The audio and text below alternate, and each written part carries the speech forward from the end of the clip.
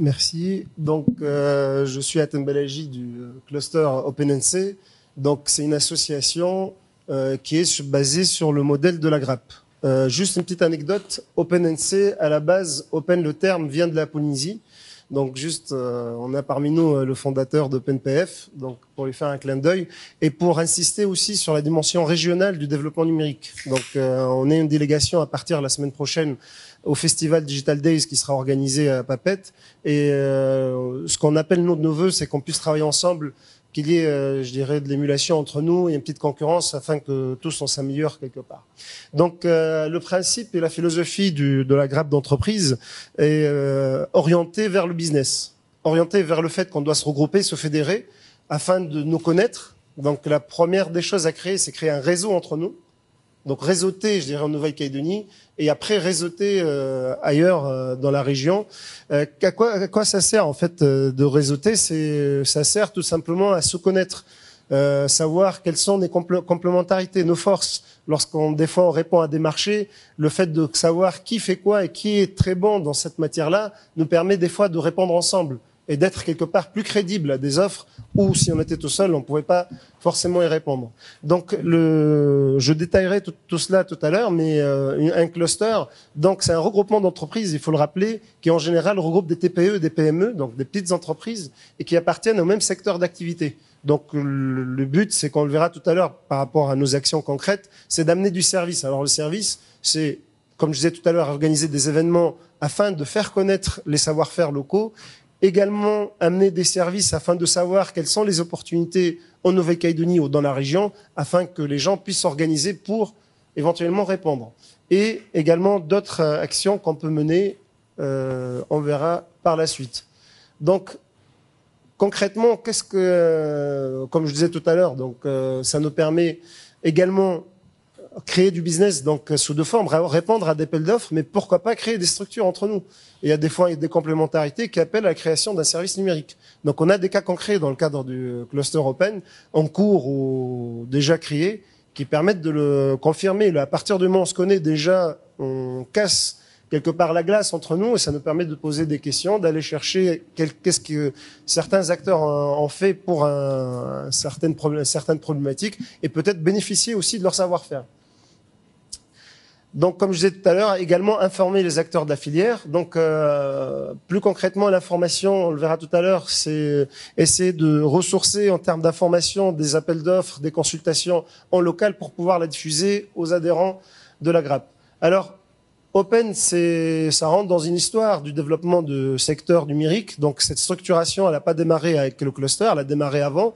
À la base, donc en 2005, donc 3 personnes ont créé l'Actic. Parmi eux, on a Joël qui est ici présent. Et cette tactique-là, qui a continué à vivre, et qu'on continue à vivre jusqu'à aujourd'hui, a permis la création d'observatoires et également du cluster en 2015. Donc, en 2015, il y a eu le cluster qui n'a pas spécialement bien fonctionné au début. Et en 2017, il y a eu une relance un peu de l'activité et l'organisation d'un certain nombre d'événements. Ça a commencé en décembre 2017 par un événement autour du cloud local ou cloud l'international. Quelles sont les clés pour choisir du hébergement local ou à l'international. Et suite à cela, donc on est rentré, on va dire, dans le vif du sujet. On a commencé à créer donc des commissions qu'on verra tout à l'heure et organiser un certain nombre d'événements. Alors, les événements ont un rôle très important au départ, comme je disais tout à l'heure, c'est rencontrer les gens, les faire parler entre eux. Également pour que les gens puissent parler et présenter leur savoir-faire. Alors, et le confronter au savoir-faire des autres. Donc, des fois aussi de faire de la veille au bénéfice de l'ensemble des acteurs. Je suis un acteur, je ne vais pas forcément concentrer le savoir ou la connaissance ou les informations qu'à mon cercle proche, mais je vais essayer de le diffuser à l'ensemble des acteurs. Et donc, on a pu faire également d'autres événements sur l'e-administration. On a profité de l'opportunité de la venue d'une personne qui a travaillé au sein du gouvernement français, donc avec le Premier ministre, sur le développement de l'e-administration. Donc, c'était un exercice assez intéressant. On a fait également un travail sur l'RGPD et qui s'est terminé par un meeting. Notre vision de RGPD, c'était pas seulement d'informer de ce que c'était le RGPD, mais d'y voir les opportunités de business. Certes, ça représente des contraintes, Alors ça peut être également des opportunités d'une façon simple, comment on accompagne l'ensemble des entreprises à être en conformité avec l'RGPD, donc c'est en soi du business, mais également comment on peut expliquer aussi à l'ensemble des acteurs que l'RGPD comporte un certain nombre d'opportunités et au-delà du fait de sécuriser de la donnée et de pouvoir la protéger, c'est également, ça peut permettre de développement d'activités autour de cette sauvegarde de données. On a organisé dernièrement aussi un open meeting sur le paiement en ligne. Alors un sujet très très important partout dans le monde et malheureusement très bloquant en Nouvelle-Calédonie parce que on n'a qu'une seule solution qui existe depuis 2009, ce qui est dans le numérique une éternité. Et cette solution, elle est à l'état de ce qui se faisait en 2009. Donc aujourd'hui, en 2018, au bout de 9 ans, donc les choses ont changé. Et du coup, les services ont énormément augmenté et c'est un frein énorme. Donc l'idée, c'était non seulement de faire une petite veille et de sensibiliser les acteurs à l'importance du paiement en ligne, mais également de mettre la pression aussi pour ceux qui étaient en charge de ce dossier pour voir comment on peut améliorer les choses. Donc, et ça coïncidait avec l'arrivée d'une deuxième solution que la CSB met en place, Payzen. Donc c'était l'occasion aussi de donner la parole à CSB, de présenter aux acteurs du numérique qui sont les premiers concernés ce que c'était cette solution en fait. Mais de dire également c'est peut-être pas suffisant. Mais rappeler qu'on a besoin en fait d'avoir le meilleur des solutions pour qu'on puisse développer des services numériques en Nouvelle-Calédonie parce que sans le paiement, on ne peut pas développer du service numérique. Donc, une action qui est également très importante à nos yeux, c'est le fait de travailler avec l'ensemble des acteurs, des associations dans le numérique, y compris bien sûr le gouvernement, qui est un acteur également très important. Donc, on a travaillé effectivement, on est allé voir donc de la Druyère et le président ensemble pour défendre ensemble une vision commune. Et c'était quand même très important qu'on montre notre solidarité et qu'on puisse travailler ensemble. Alors, donc, juste pour avancer également sur la notion de structurer la filière, alors je pense que c'est un point très important qu'on puisse, nous, se connaître et réseauter entre nous, mais le principe également, c'était de structurer davantage la filière. La filière, c'est pas que des entreprises numériques. La filière, c'est également des acteurs, des DSI, qui sont pas cœur de filière, mais qui travaillent avec nous, qui sont donneurs d'ordre également. Et eux, il faut qu'ils s'organisent.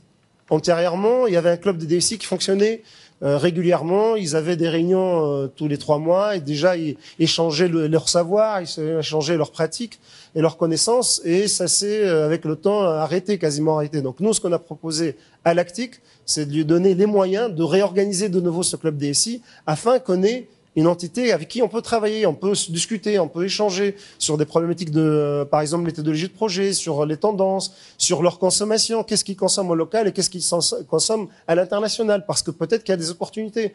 Il y a des fois peut-être de la consommation à l'international par manque de connaissance de ce qu'on est capable de faire en Nouvelle-Calédonie, tout simplement. Et donc, c'était super important qu'on puisse organiser les clubs utilisateurs, et parmi les clubs, c'était aussi le club RSSI. Donc, les RSSI sont les responsables de la sécurité des institutions. Donc aujourd'hui, c'est une fonction à part qui sort de la DSI, qui est rattachée en général directement aux directions, et c'est des personnes avec qui on doit discuter. Il faut qu'ils discutent entre eux. Je pense que c'est enrichissant. Et nous, on est intéressés aussi de pouvoir discuter avec une entité qui soit réunie. Donc, parmi aussi ce qu'on fait, c'est travailler et collaborer à l'ensemble des actions dans le numérique. Alors, je citais quelques-unes, en tout cas qui a attiré dernièrement notre attention. Donc, je commence par l'ICNC, c'est le travail sur le développement des compétences en Nouvelle-Calédonie. Donc, c'est un travail qui est mené depuis une année, je crois, qui fait des statistiques sur les besoins des entreprises afin de pouvoir orienter l'offre de formation qui doit être présentée donc aux jeunes calédoniens. Également, donc suite à cela, je pense aussi, parce que ça se ressource également, ça se renseigne auprès de l'IDCNC, la CCI a souhaité organiser une formation de type de ce qu'on fait, de ce qui se fait aujourd'hui en métropole, donc des formations renforcées, rapides, autour de 9 mois, 1 an, pour sortir rapidement, par exemple, des développeurs. Donc là, on était dans le soutien, on a été sondé par le ministère de la Finance, je crois, pour pouvoir témoigner de nos besoins et appuyer en fait cette démarche. Donc c'est quelques-unes, hein, on en fait plein d'autres de ces opérations, mais on est sollicité donc à travers toutes les organisations qui œuvrent pour le développement du numérique. Alors juste rapidement, donc aujourd'hui on est à 41 adhérents pour à peu près 200 entreprises, 210 entreprises dans le numérique. On a aujourd'hui 3 commissions, une qui fonctionne très très bien et qui est menée par Laurent, qui est ici présent, sur la cybersécurité. Je crois qu'il y en a 7 ou 8 membres, je ne me rappelle plus. Enfin, plus que notre bureau au niveau de Open, et qui se réunit régulièrement, qui travaille sur pas mal de sujets. Alors, toujours orienté au niveau business. Le principe, c'est de dire, cybersécurité, c'est comme ça va avec le numérique, ça va continuer à se développer, et on est en capacité à répondre à beaucoup de besoins en Nouvelle-Calédonie, à partir du moment où les acteurs calédoniens prennent conscience de l'importance de la cybersécurité et ce que ça peut représenter en fait comme une menace également, et du coup développer ces compétences à partir du moment où on discute avec les clubs d'utilisateurs par exemple. Donc on a 2 autres commissions, développement des compétences. Donc Myriam a animé un atelier sur le sujet dans le cadre de Diginova, et une autre commission qu'on va démarrer bientôt, qui est très importante, c'est le réglementaire. Donc le numérique, il est nouveau. Malheureusement, en Nouvelle-Calédonie, on n'a pas suivi. La tâche est rude, hein. On a récupéré un certain nombre de compétences. Déjà, c'est très dur à les gérer. Mais en plus, il faut gérer le numérique avec l'évolution que cela suppose. Donc c'est vrai que c'est un travail qui est très très difficile.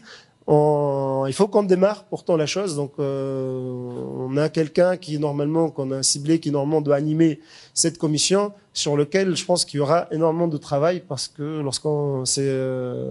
donc Diane-Lise Darros, donc elle est confrontée directement à des problématiques de comment gérer l'éticketing, mais dont découlent énormément de sujets, hein, sur le paiement, plein de sujets sur le réglementaire du numérique.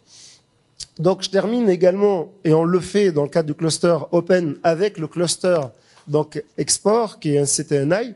Là, typiquement, dans une action concrète sur le Festival Digital Days, c'est nous qui avons un peu organisé la mission avec l'appui de NCTNI. Donc le rôle de NCTNI dans ce genre d'action, c'est de nous aider à ouvrir les réseaux. Nous, on réunit les acteurs qui sont intéressés à aller en Polynésie française pour suivre l'événement, mais pas simplement, mais également pourquoi pas trouver des partenariats et développer du business.